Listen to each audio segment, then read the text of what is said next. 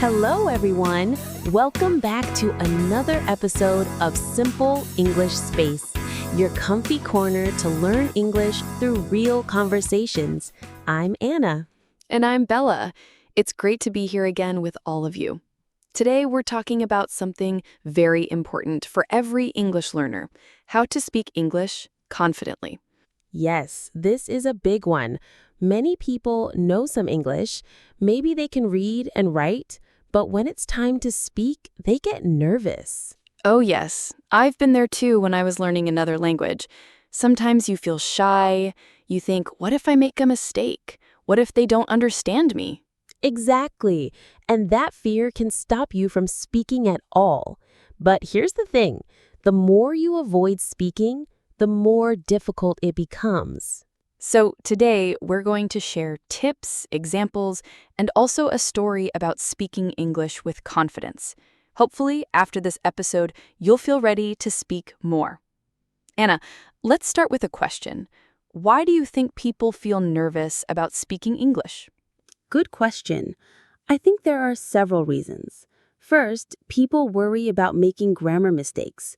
Second, they feel their pronunciation isn't perfect. And third, they compare themselves to native speakers too much. Yes, that comparison is a big problem. Learners sometimes think, I don't sound like a native speaker, so I must be bad. But that's not true at all. Right. The goal is communication, not perfection. If people can understand you, you are already successful. I agree. And here's a secret. Even native speakers make mistakes when they speak. They forget words, they start sentences and then change them. They use and all the time. Yes. So you don't have to be perfect to be confident. You just need to believe that what you say has value. That's the mindset part. But there are also practical steps to become more confident. Like practicing every day. Yes, practice can be with a friend, with a teacher, or even by yourself. For example, talking to yourself in English while you do daily activities. Oh, I do that sometimes. Like when I cook, I say, now I'm cutting the vegetables. Now I'm boiling water. Exactly. It sounds funny, but it helps your brain get used to thinking in English. Another tip is to prepare phrases you can use often. Yes, we call them go-to phrases. These are sentences you can use in many situations. For example, sorry, could you say that again? Or can you please speak more slowly? When you have those phrases ready, you don't freeze when you need them. Also, don't forget body language. Yes, stand tall, smile, and make eye contact if you can. It makes you look confident, and sometimes your body language can help your mind feel more confident too. Exactly. Confidence is partly about how you feel, but also about how you present yourself.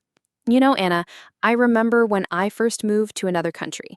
My English was fine in the classroom, but in the supermarket, I was so shy to speak. Oh, me too. What happened to you? Well, I needed to ask for something, but I didn't know the exact word. I wanted to buy parsley, but I didn't know the word for it. So I stood there, holding my phone, trying to search, but then I thought, no, I'll try. So I said to the shop assistant, excuse me, do you have green leaves for cooking? That's a creative way. Yes, and she understood. She said, oh, you mean parsley? And I said, yes. That small success made me braver next time. That's a great example. You don't have to know every word. You can describe it, and people will help you. Right. And every time you speak and someone understands you, your confidence grows. I think another helpful thing is to focus on the message, not yourself. Yes, instead of thinking, I'm speaking, I might make mistakes, think, I'm sharing an idea, I want them to understand. It takes the pressure off. You know, Anna, maybe we can give our listeners a mini speaking challenge. Good idea. Here it is.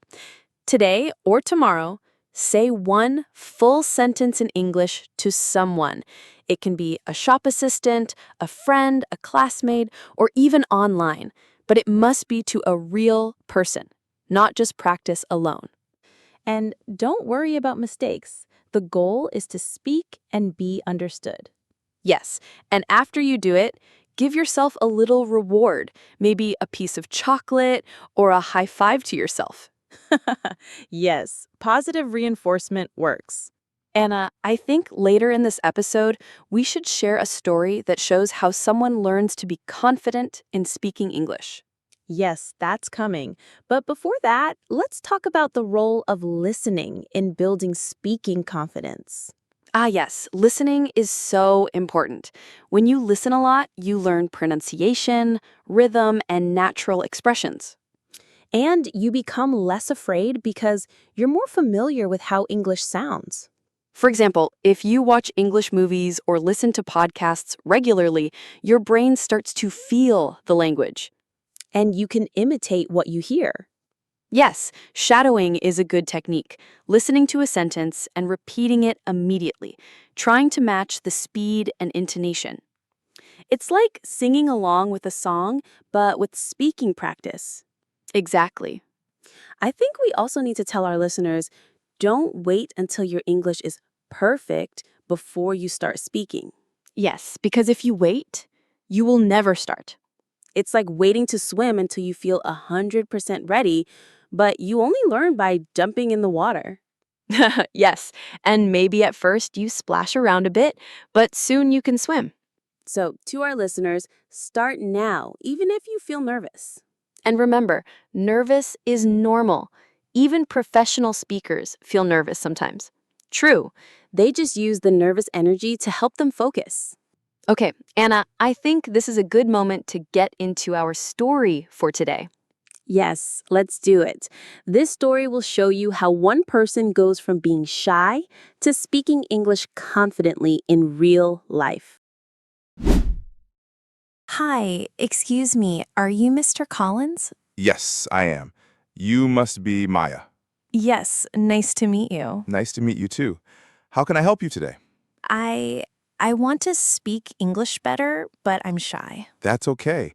Many students feel the same. Tell me, what makes you shy? I'm afraid I will make mistakes. Ah, I understand. But mistakes are good. They help you learn. Really? Yes, if you never make mistakes, it means you're not trying. But sometimes people don't understand me. That's normal. When that happens, just repeat or explain in another way. Like, sorry, let me say it again. Exactly. How can I feel confident? First, speak every day, even for 5 minutes. Second, prepare phrases for common situations. Like ordering food or asking for directions? Yes.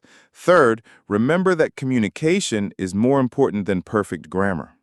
But I want to sound natural. That will come with practice. Listen to native speakers, copy their rhythm, and don't be afraid to use your own accent. My accent is okay? Of course, your accent is part of your identity. What about when I forget words? Use simple words you know or describe the thing. Oh, like the thing you write with instead of pen? Exactly. People will understand. Do you think I can be confident one day? Absolutely. Confidence grows with every conversation you have. Even small conversations? Yes, especially small conversations. They are the building blocks. What if someone laughs at me? Then you smile and keep going. Usually people are not laughing to be mean. They might just find something surprising. Maybe I can try speaking more with my classmates. That's a great idea. Start with friends, then strangers, then bigger groups. Step by step. Exactly. Thank you, Mr. Collins. I feel a little braver now. I'm happy to hear that. Remember, speak, make mistakes, learn, repeat. That's the path to confidence. I will remember. Thank you. You're welcome, Maya. I look forward to hearing you speak again soon. Me too. So, Bella, after hearing Maya's story, I feel even more motivated to help our listeners speak English with confidence. Me too. I really liked how Mr. Collins encouraged her. He didn't correct every mistake harshly, but he guided her. Yes, and that's something important for all of you listening. When you practice, focus on communication, not perfection. Exactly. If you understand each other, you're already succeeding. And over time, your accuracy will improve. Do you remember when we talked about small goals earlier? Yes, like speaking English to 3 people in a week. Right. Let's make another list of small, realistic goals for our listeners. Okay. Number 1, try introducing yourself to someone in English, just your name and where you're from. Number 2, order something in English, maybe a drink or a snack, if you're at a cafe where English is spoken. Number 3, ask for directions in English, even if you already know the way. Yes, that's a good one for practice. Number 4, join a short online conversation group. Many are free and very friendly. And number 5, practice talking to yourself in English for 2 minutes a day. That's my favorite one. You can describe what you see around you, what you're doing, or what you plan to do later. Bella, do you think talking to yourself really works? Absolutely. I did it a lot when I was learning French. At first, it felt strange, but then it became natural.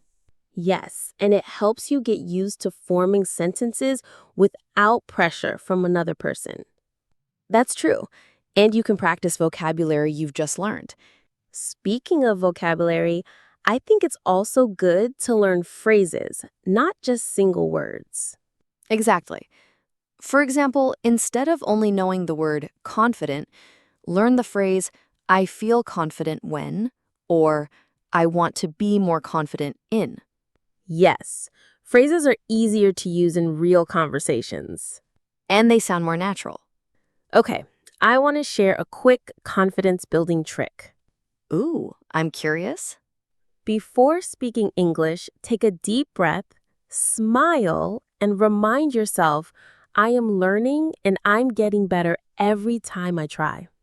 I love that. It's simple, but it really changes your mindset.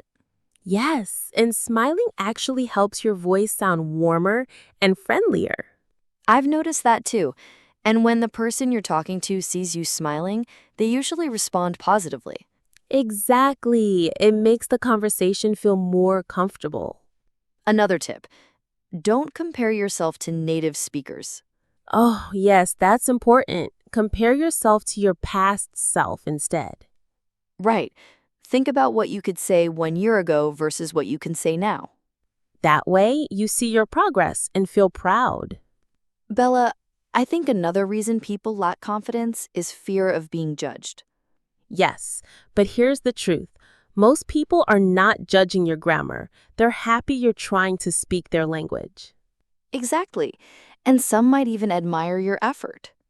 That's why it's important to find positive speaking partners who encourage you. Yes, a safe environment makes a big difference. And remember, confidence is not something you get instantly. It's something you build step by step. Step by step and with a lot of patience. Bella, I think we should challenge our listeners today. Yes, let's give them a confidence challenge. All right, here it is. This week, have at least one short conversation in English with someone new. It can be a shop assistant, a classmate, a tourist, or even someone online. And after you do it, write down how it went and how you felt. Yes, that reflection helps you see your progress. Listeners, remember, confidence is a journey. Every small step counts. And every time you speak, you're already improving. So keep going, keep speaking, and keep believing in yourself. We believe in you and we know you can do it. Well, that brings us to the end of today's episode. Yes, but before we go, let's quickly review. Practice regularly, set small goals, focus on communication, and don't fear mistakes. Exactly. And always remember, speaking with confidence is possible for everyone. Thank you for joining us here at Simple English Space. Don't forget to like, subscribe, and comment so you don't miss other videos. We'll be back soon with more tips, more practice, and more encouragement. Until then, keep smiling, keep learning, and keep speaking.